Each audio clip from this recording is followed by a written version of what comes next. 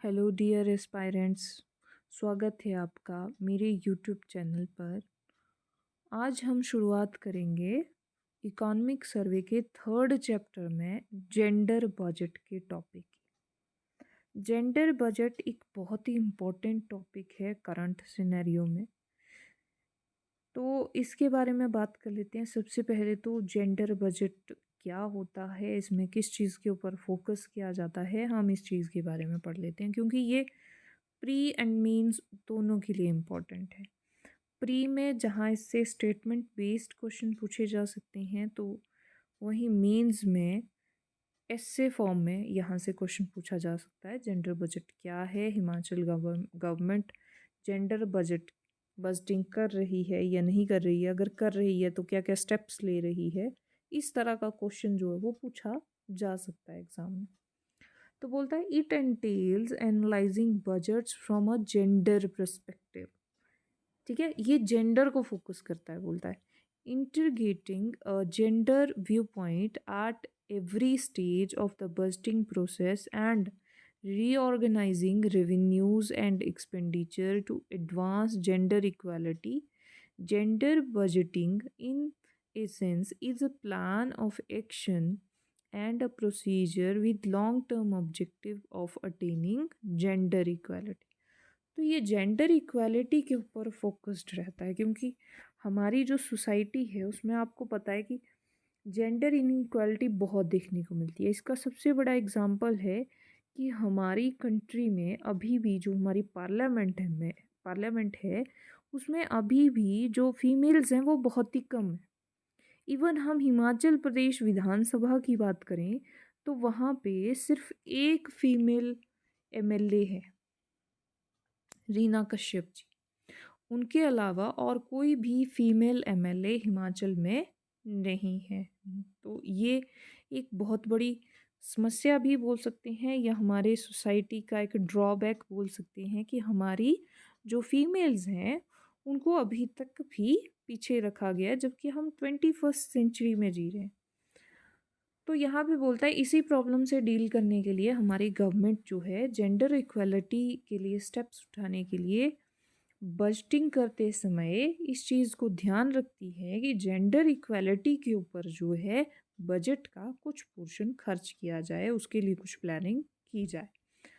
तो यहाँ पे बोल रहा है जो जेंडर बजटिंग है is a plan of action and a procedure with long term objective. तो इसका एक लॉन्ग टर्म ऑब्जेक्टिव होता है कि हम क्या करें, लॉन्ग वे में जेंडर इक्वालिटी को एक्वायर करें। नेक्स्ट आता है women are the prime stakeholder of the gender budget. ये देखो यहाँ पे भी ये लाइन लिखी हुई है जो मैंने अभी अभी आपको एक एग्जांपल देके भी समझाया।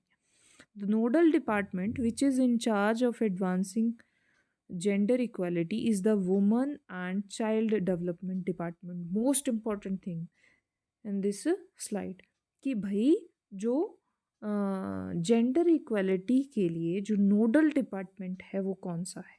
ये आपसे एक नंबर का क्वेश्चन या एक स्टेटमेंट बेस्ड क्वेश्चन हो सकता है। तो women and child development department. Next statement के ऊपर चलते हैं। The issue relating to health, education, labour, employment and gender sensitive programme are undertake by department of empowerment of SCs, OBCs, minorities and specially abled।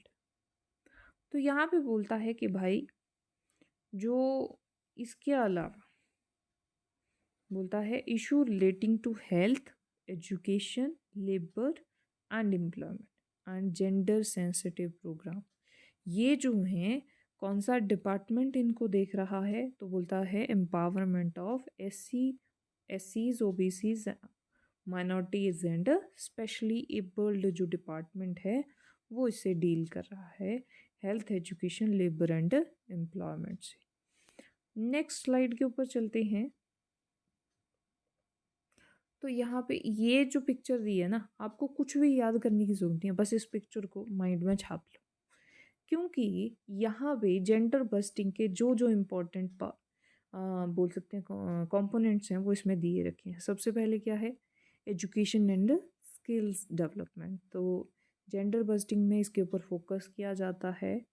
ठीक है, next one आता है economic participation and prosperity.